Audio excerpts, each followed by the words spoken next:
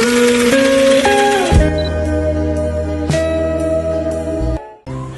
semuanya, perkenalkan nama saya Andini Sukmasa Fitri dengan NIM C20524-154 dan rekan-rekan saya yang bernama Nur Fajra Pratini, Regina Syafira, Farel Ikenggong, dan Adrian Ilapa. Di kesempatan kali ini, kami bakal bahas produk yang udah jadi favorit banyak orang dari dulu sampai sekarang, yaitu Indomie seleraku. Jadi sebelum kita masuk pada 6 aspek, kita ketahui dulu apa sih itu Indomie. Indomie adalah merek mie instan asal Indonesia yang diproduksi oleh PT Indofood CBP Sukses Makmur. Produk ini terkenal karena rasanya yang lezat, harganya yang terjangkau dan mudah disajikan, dan memiliki banyak varian rasa yang disukai masyarakat di dalam Indonesia maupun di luar negeri. Nah, di PPT ini ada yang namanya segmentasi dan target konsumen. Apa sih itu segmentasi dan target konsumen? Segmentasi dan target konsumen merupakan proses pengelompokan pasar menjadi beberapa bagian berdasarkan karakteristik tertentu seperti usia, jenis kelamin, pendapatan, gaya hidup, atau kebutuhan. Setelah itu, perusahaan menentukan target konsumen yang paling potensial untuk menjadi sasaran utama pemasaran Indomie tersebut. Teman dari saya, Indomie itu cerdas banget dalam mengenali pasar. Mereka menyentuh semua kalangan, yaitu kalangan pelajar, mahasiswa, sampai keluarga. Tapi fokus utamanya yaitu anak muda zaman sekarang, yaitu Gen Z. Kenapa? Karena Gen Z suka yang cepat, praktis, murah, tapi tetap punya rasa yang kuat. Makanya muncul varian yang banyak, seperti Indomie goreng rendang, seblak, hot jeletot, dan hype abis. Semua itu menggambarkan karakteristik anak muda berani, kreatif, dan gak takut coba hal baru. Nah, di PPT kedua ini ada yang namanya nilai yang diciptakan value creation. Nilai yang diciptakan value creation adalah upaya perusahaan untuk menciptakan nilai tambah bagi konsumen melalui kualitas produk, inovasi, layanan, atau pengalaman yang diberikan. Nilai ini membuat konsumen merasa puas dan melihat produk sebagai solusi atas kebutuhannya.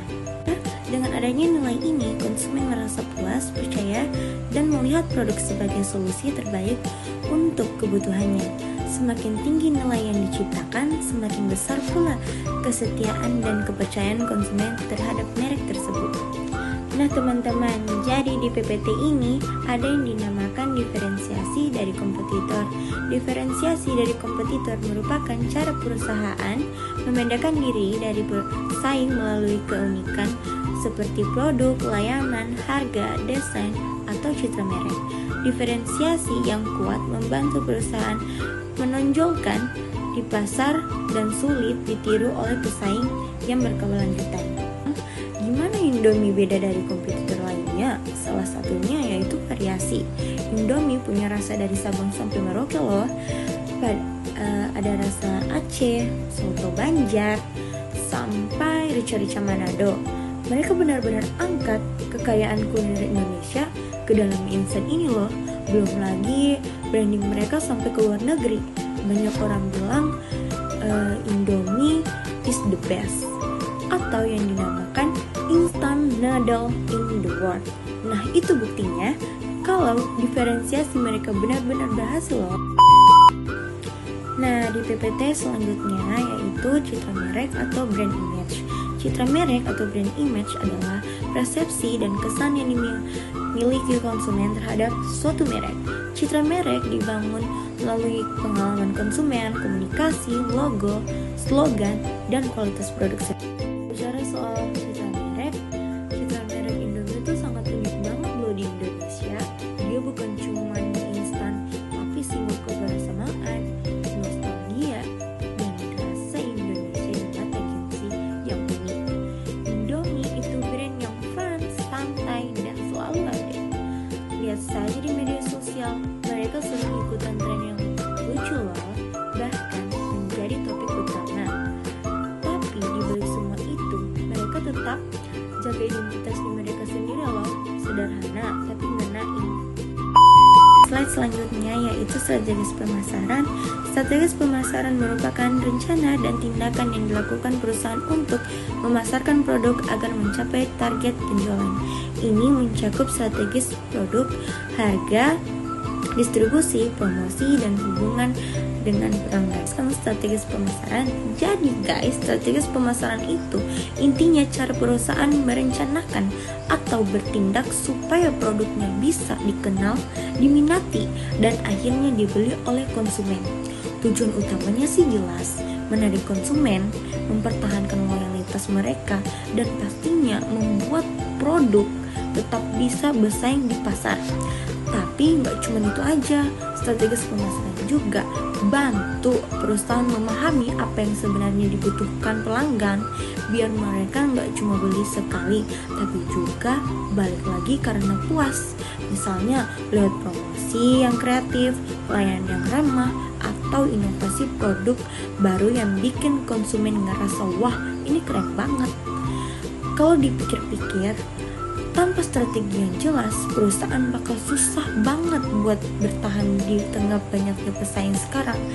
Jadi bisa dibilang strategis pemasaran itu banyak peta jalan yang nuntun perusahaan buat sampai ke tujuan mereka, yaitu kepuasan, kepercayaan pelanggan. Terima kasih telah menonton channel ini.